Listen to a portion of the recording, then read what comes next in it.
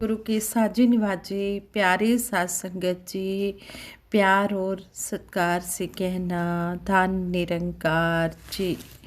हर सुबह होती शुरू सतगुरु तुम्हारे नाम से, दिन गुजरता शाम होती सतगुरु तुम्हारे नाम से।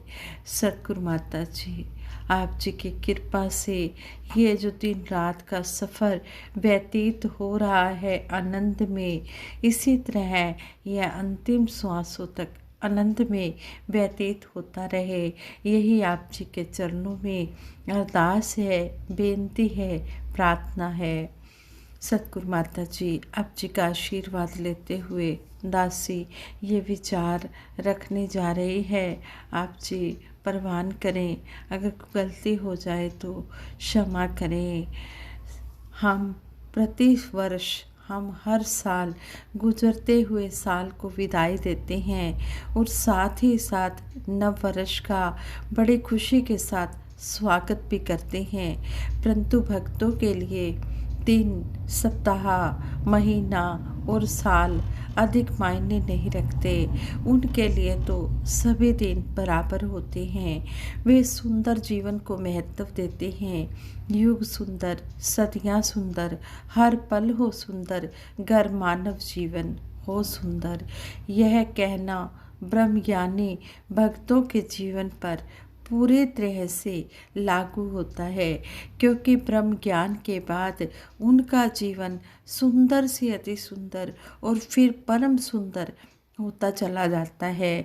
इसमें कोई शक नहीं कि भक्तों के जीवन में दिन वार विशेष महत्व नहीं रखते, परंतु फिर भी मानव एक स्थान पर ठहरकर रुककर विचार करता है कि उसकी अब तक की यात्रा किस प्रकार पूर्ण हुई, उसने क्या खोया क्या पाया।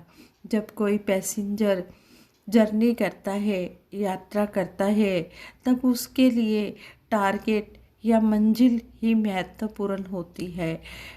ट्रैवल के दौरान आने वाले पड़ाव या स्थान महत्वहीन होते हैं, वह उनके मुंह में ना पड़कर आगे बढ़ता चला जाता है।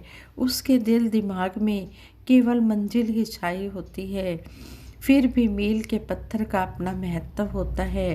पैसेंजर ऐसे किसी स्थान पर रुककर पीछे की ओर मुड़कर देखता है कि उसने कितनी यात्रा तय कर ली है, कितनी उसने जर्नी तय कर ली है, किस ऊंचाई तक पहुंच चुका है, आगे कितना और चलना है और कितनी ऊंचाई पर जाना है, आगे की यात्रा, आगे की जर्नी कैसी होगी, कैसी कैसी कठिनाइयों का सामना करना पड़ेगा।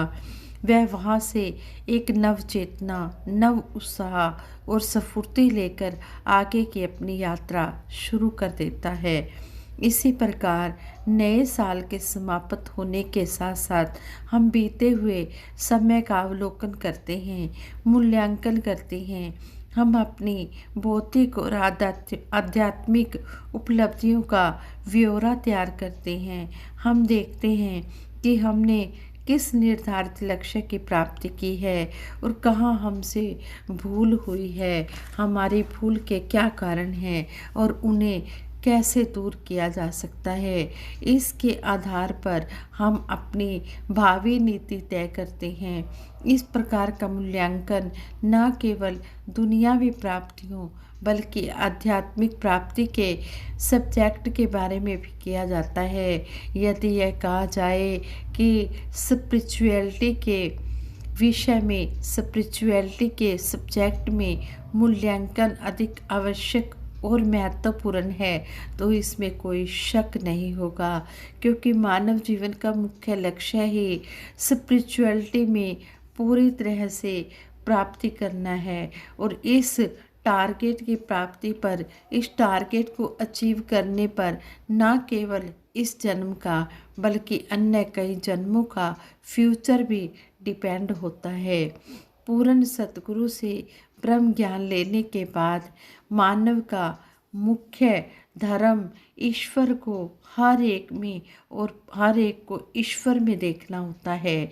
ईश्वर की उपस्थिति का कण कण में, पत्ते पत्ते में, हर एक जीव में, जड़ चर अचर में, जड़ चेतन में एहसास करना होता है। जैसे संपूर्ण अवतार बानी में लिखा है, रापनु हाजर नाजर तकना, इस तो वड्डा तरम नहीं, साध जना दी सेवा बाजू, चंगा कोई कर्म नहीं। ब्रह्मज्ञानी मानव के लिए हर साल, हर महीना, हर सप्ताह ही नहीं बल्कि हर दिन यह मूल्यांकन करना जरूरी है कि क्या वह ज्ञान प्राप्त करने के बाद ईश्वर को हर एक जगह पर प्रेजेंट पाता है, हर एक वस्तु में ईश्वर, और ईश्वर को हर एक वस्तु में फील करता है। यदि नहीं तो इस दिशा में लगातार कोशिश कंटिन्यू रखनी होगी। उसे विचार करना होगा कि क्या वह अपने पड़ोसी की तरक्की देखकर उतनी ही खुशी का अनुभव करता है जितनी अपनी तरक्की होने पर वह अनुभव करता है, खुशी का अनुभव करता है।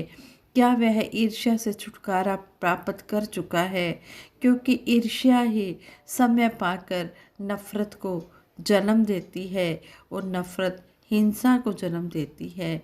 एक बार एक बुजुर्ग माता को आध्यात्मिक प्रवचन करने के लिए कहा गया। माता स्वभाव से ही बहुत कम बोलती थी, चुपचाप सत्संग में जाती, सत्संग करती और घर का रास्ता लेती। माता ने मात्र एक वाक्य में ही अपने प्रवचन को खत्म कर दिया, जिसे सुनकर सुनने वालों के चेहरों पर संतोष के ऐसे भाव प्रकट हुए जैसे उन्हें जीवन जीने का ढंग मिल गया हो। माता ने कहा, किसे औखे नू वेखा ता सौखी ना होवा, किसे सौखे नू वेखा ता औखी ना होवा। कहने का भाव कि अगर कोई मुश्किल की घड़ी में है तो उसे देखकर मैं खुश ना हूँ, और अगर कोई सुखी है तो उसे देखकर मैं दुखी ना हूँ। मैं उसकी खुशी में शामिल हूँ, अगर वो दुख में है तो उसके दुख में मैं शामिल हूँ। उसके दुख को, किसी दुखी जीव को देखकर सुख के साधन होते हुए भी सुख प्राप्त करने की अपेक्षा दुखी व्यक्ति के दुख बांटूं। यानी कि अगर कोई दुखी जीव है तो उसके दुख को बांटूं, और अगर कोई सुखी है तो उसके साथ मैं उसकी खुशी को बांटूं। ऐसी भावना केवल एक ब्रह्मज्ञानी के मन में ही जन्म ले सकती है, क्योंकि उसके मन में ही दिव्य गुणों के स्रोत ईश्वर का वास होता है, और मन ही मन वह भूमि है जहाँ पर विचार जन्म लेते हैं। मानव नफरत तब ही करता है जब वह अपने आप को ऊंचा, श्रेष्ठ मानता है और लोगों को नीच समझता है। वह अपनी जाति, वर्ण, कुल, धर्म, रहन सहन, खान पान आदि को अन्य लोगों से उत्तम मानता है। मानव की ऐसी भावना ही अहंकार को जन्म देती है, जो पाप की जड़ है और अंत में मानव के विनाश का कारण बनती है। जैसे कहा भी है, दया धर्म का मूल है, पाप मूल अभिमान, तुलसी दया न छोड़िए, जब लग घट में प्राण। कहते हैं जो ये अहंकार होता है, ये अहंकार के कारण ही विनाश होता है। जिस तरह भगवान श्री राम जी ने बाली के पुत्र अंगद को अपना दूत बनाकर रावण को समझाने के लिए लंका में भेजा। बाली रावण का मित्र था। अंगद ने उसी नाते रावण का अभिनंदन किया, स्वागत किया। नमस्कार की बातचीत के दौरान अंगद ने समझाया कि श्री राम जी साक्षात पार ब्रह्म परमात्मा है, उनसे दुश्मनी लेना आपके लिए ठीक नहीं होगा। रावण को यह बात अच्छी नहीं लगी। अंगद को रावण ने चुनौती दे डाली कि श्री राम पर विजय तो दूर की बात, उनके दूत का अंगद ने चुनौती रावण को दे डाली कि श्री राम पर विजय तो दूर की बात, उनके दूत का कोई पाँव ही हिलाकर दिखा दे। रावण के दरबार में उपस्थित अनेकों बलशाली योद्धा अंगद का पांव नहीं हिला पाए तो रावण ने अंगद को श्री राम जी के विरुद्ध भड़काने के लिए कहा। जिस राम ने तुम्हारे पिता की हत्या की है उसी का दूत बनकर यहाँ आते तुम्हें शर्म नहीं आई? तो अंगद ने उत्तर दिया, श्री राम ने मेरे पिता को धर्म विरुद्ध आचरण के कारण दंडित किया था। धर्म आचरण के कारण ही उन्होंने मुझे शरण दी है, किंतु तुम्हारा तो पूरा वंश ही अधर्म में जुटा हुआ है। इसलिए यह ध्यान रखना कि अगर तुमने प्रभु श्री राम की शरणागत प्राप्त नहीं की तो तुम्हारे वंश का नाश हो जाएगा। संसार में निरंकार प्रभु की शरण मिलने पर ही इंसान बच सकता है, विनाश से वो बच सकता है।